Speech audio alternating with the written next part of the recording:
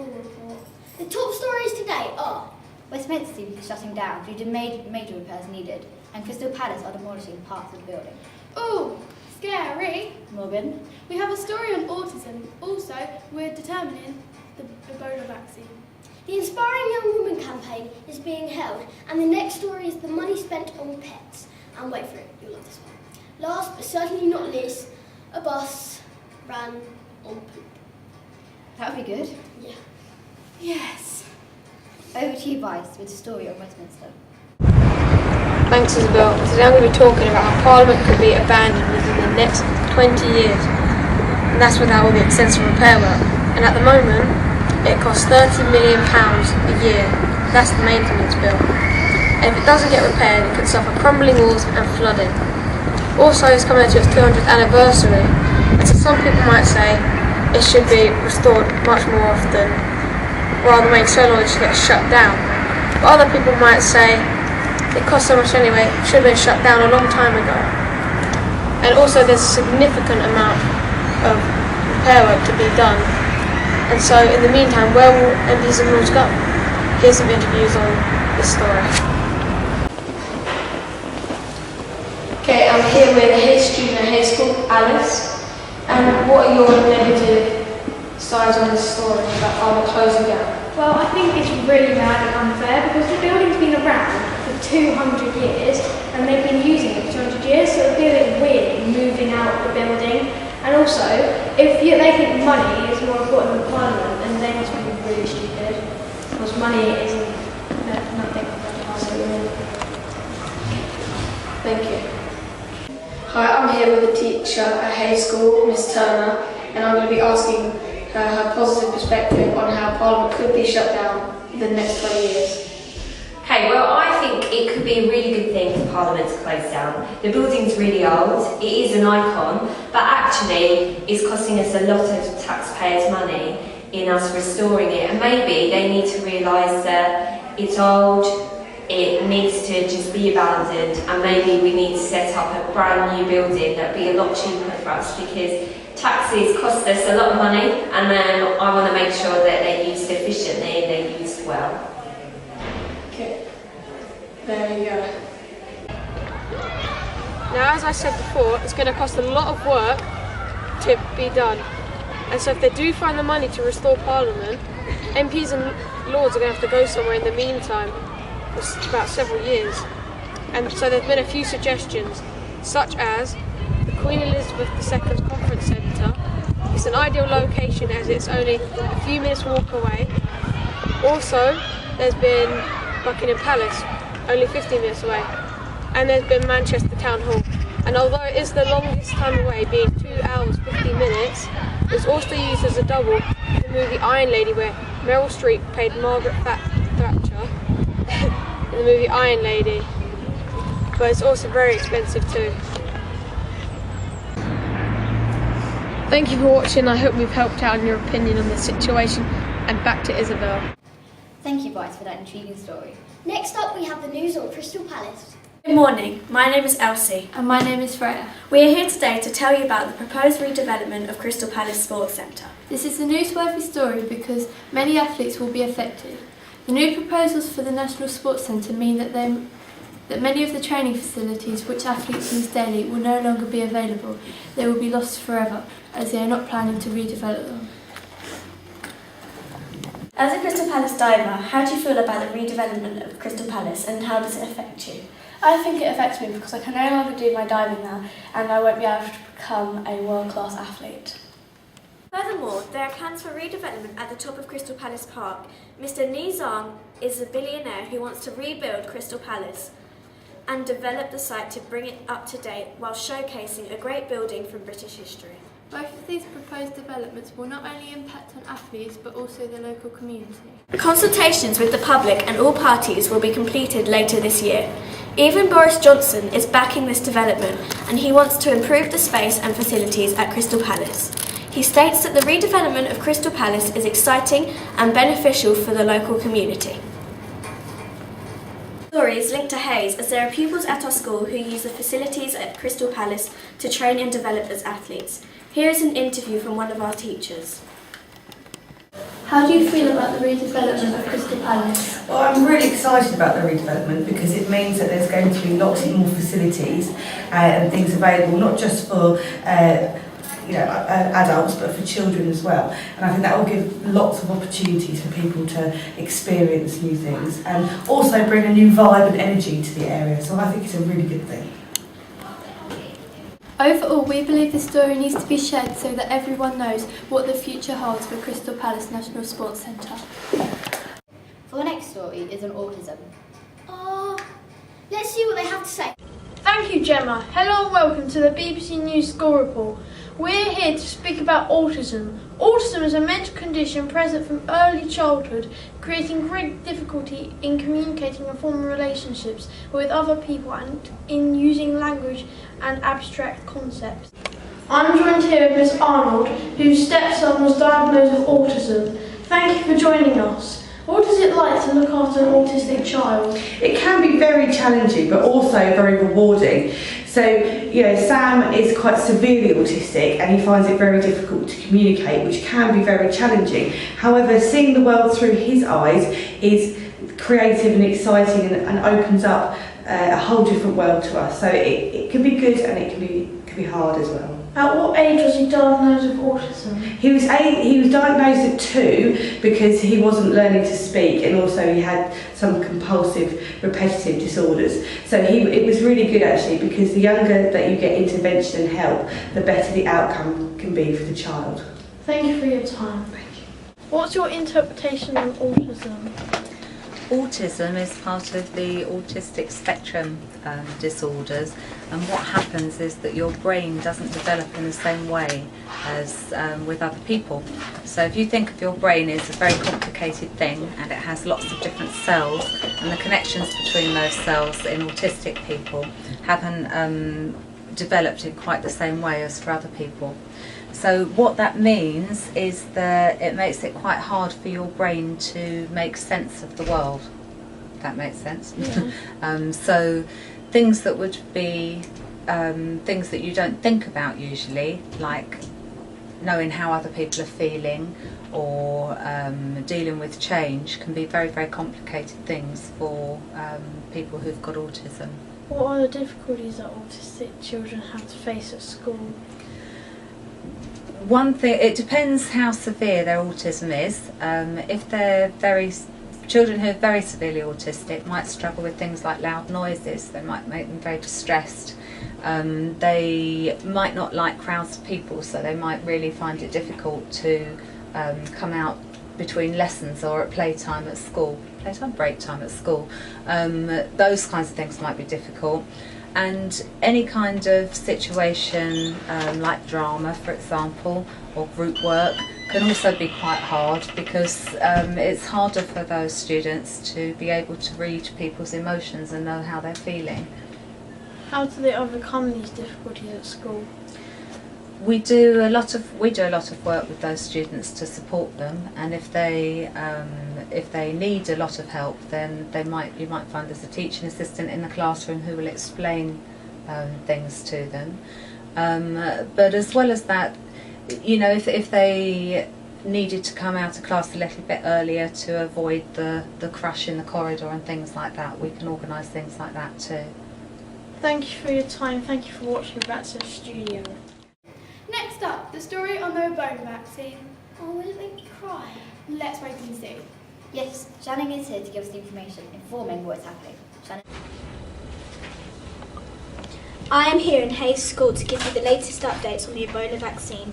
My name is Shannon, here on the BBC News School Report. The fatal disease first appeared in 1976 in the Ebola River, Congo, Africa. It has come now and then, but it's never as bad as now. In this report, we will be telling you about the countries affected by Ebola and the death number, and interviewing some staff at Hayes School. They'll be telling us how they feel about this disease. One of the biggest questions for the UK is there a chance that Ebola will spread to the UK? The answer is yes, but a very slim chance.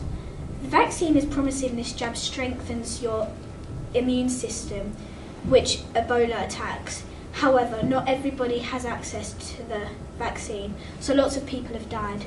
Ebola has affected 4,700 people since the outbreak in West Africa.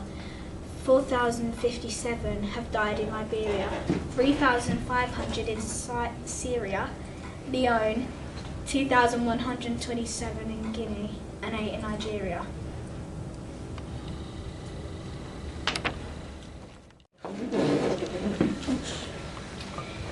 I'm here with a student from Hayes School. So, do you think Ebola will come to the UK? And do you think we will need this vaccine?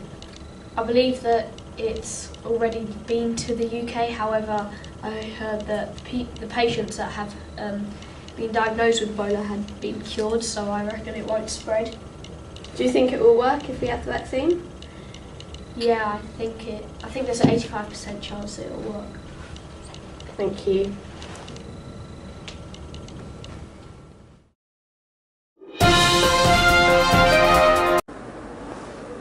I'm here with a member of staff from Hayes School. So, do you think Ebola will come to the UK? I do think Ebola will come to the UK because I think we, as a community, we are a global village, and the whole world we're a global village. So I think that it doesn't matter at the moment. Ebola is in Africa, but the way things are at the moment, somebody from Africa could be traveling to the UK, and there are no ways, there are no systems to detect Ebola. So somebody from Africa could travel to the UK. Yes, so I do. Yeah. Do you think that we will need this vaccine? I do think we will need a vaccine. They tried the vaccine in Africa at the moment. It's quite expensive as well, vaccine. It doesn't seem to work right now, but it's been perfected. So I do think it will definitely be needed. Yes. So do you think the vaccine will work? Once it's perfected, look, listen, Ebola is a new disease, so obviously you have to try and come up with a new vaccine for it. I think that eventually it will be perfected, but right now it isn't. Yeah. Thank you. We are waiting for confirmation if this jab is successful. Thank you for listening, and we hope you have realised how important one jab can be. Good night. Thank you, Shannon. Next up is the wonderful story about the Inspiring Young Woman campaign. Over to Ruby with the news. Good afternoon, I'm Millie and this is Ruby. We're reporting to the BBC School News Report. We are reporting to you about an amazing event that young women at Hayes School got the opportunity to go on. It took place in the Olympic Aquatics Centre on Wednesday the 25th of February. This event was for young women who excel in sport.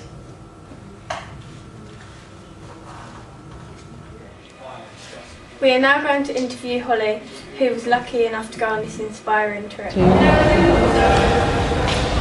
Did you enjoy the trip? Yeah, it was really, really great. Like meeting with these inspiring women and stuff like that. And it was a really fun trip overall. We got to, meet people like Claire Balding and just women that had jobs in schools. So it really inspired me to, take a job in your own school team sort of direction. Thank you. Did you just stop? Hello, we are now interviewing Mr. Healy, a PE staff at Hayes School. Do you feel the students were inspired by this event? Yeah, absolutely. Really inspired. To go to a conference with Claire Balding and some other fantastic sportswomen of similar age group with two amazing female PE teachers was a fantastic opportunity. And to be able to listen to somebody who's been extremely successful, both as a female sportswoman and a commentator, and be inspired by what she had to say, could only have been inspirational for our girls. And I know, having spoken to our girls and to our two female PE teachers who went on the trip, that it was really worthwhile. Okay, yeah, thank you. Thank you. Thank you for listening. We hope you feel inspired. Thank you, Ruby, for that interesting news. Next we have the money spent on pet story. Let's see what they have to say. Over to you, Holly.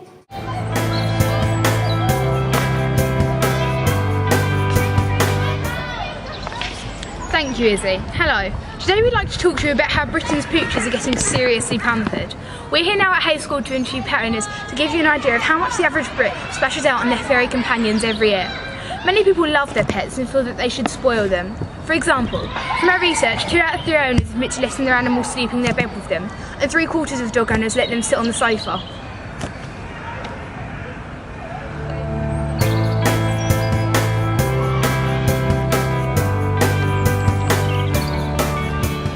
Hi, I'm Mia. And I'm Joe. We interviewed Rachel Comerford, but sadly she can't be here today as she was in a meeting. When we interviewed Rachel Comerford, the manager for Fetch, a dog-related company, she said, "Pets are our passion. We spend a fortune on looking goods ourselves, so it's understandable we want to look the part too." She told us more than a third of her owners polled by her online pet store said they avoid going on holiday abroad so they do not have to be parted from their beloved canine. More than half pamper their pets at least once a week, spending on an average 11.46 at a time. Again, we apologise that Rachel Comerford cannot be here today. Thank you. Hi, I'm here with Miss Arnold from Hayes School. Do you have any pets? I do. We have a chocolate Labrador. And do you feel you spend a lot of money on them each year? Yes, well, we spend, because we both work and we're quite busy, we do spend a lot of money on getting dog walkers so that she gets walked, especially in the winter when it's dark, when we get home at 4. Other people that I've spoken to give them manicures and pedicures. What do you think about that? We don't give her manicure. I think that's going a little bit far. We don't do that, mainly because as a chocolate Labrador, she likes to eat anything and everything. She just scavenges of food. So if there was something on her, she might eat it, and we'd be worried that she'd get ill. Thank you for your interview. I'm here with Hayes School students, Keris and Edie. So what do you think on the amount people spend on their pets every year? I think it's fine if that's what people choose to spend their money on, but personally I wouldn't spend my money on my cat. I think it's good because it prevents animal abuse. And do you have any pets yourself? Yes, I have 1 cat. I have a Labrador and I love it. And would you say you spoil it? I give it a lot of food and it's quite fat, but I wouldn't say I spoilt it. No, not really, but I take it for lots of walks. Yeah. Thank you for your time. Some of our research also shows us that dogs are more expensive than cats to care for. However, cats' surgical bills tend to be higher. Toys, treats, grooming, travel expenses and vitamins for pooches cost sufficiently more than cats as well. How much would you spend on your pets? Thank you, Ollie. Now we have a story that people might not have heard of. Yes. Now we have the poop bus. Not sure what it is? Well, let's go over to Lucy to find out. Lucy? Thank you, Gemma. Britain's first bus to be powered by human food waste has taken to the roads. This eco-friendly bus will be powered by poo. Now we're going to interview Miss McKenna, an art teacher here at Hayes School. The 40-seat bio bus, nicknamed the number 2. How do you feel about the poo-powered bus? I think anything that uses waste is a good thing because our planet is full of a lot of pollutants. I personally use unleaded petrol at the minute, but if a poo-powered car proved friendly to the environment, I would definitely consider it. If you could buy a poo-powered car, would you? Depends how much it would cost. Would it be as expensive as unleaded? And the poo that's in it, is it produced by people who just are vegetarians? Because other poos sometimes can be a bit smelly. So you'd have to find a way of making it a bit more fragrant, but I would consider it, yes. Will transport people between Bath and Bristol Airport. The eco-friendly vehicle can travel up to 300 kilometres on 1 tank of gas, which takes the annual waste of about 5 humans' waste. We are now going to interview Miss Clark, a DT teacher here at Hayes School. How would you feel if the world was powered by human waste? I feel it would be a very useful thing. At the moment, obviously we all produce waste, and most of it goes into the sea, or it goes into rivers, it becomes pollution. It's not used in a purposeful way. So if it was used to power items, or be recycled and reused in a purposeful way, I think that'd be a good thing. Would you donate your own waste to power the bus? I don't see that as a problem. If it goes into a container or outside of the loo and it's taken to power the bus, I think that'd be a good thing. As long as, there's not a big sign up saying who's donated, I don't think anyone would mind. Everyone has different opinions on this kind of transport, but one thing we do know is that this bus is good for the environment and could be the future for eco-friendly transport. Sorry, serious event. Yes, very serious. It's quite funny, you have to admit. I agree, it was very funny. And now we have the weather. Today's weather is going to be chilly. With an 11-mile wind blowing in from the northeast and cloudy around England. The highest temperature predicted is 8 degrees and the lowest 4 degrees. Thanks, Susie. Now, sadly, that's all we have time for. Thanks for watching the 2015 BBC School Report. Bye. Bye.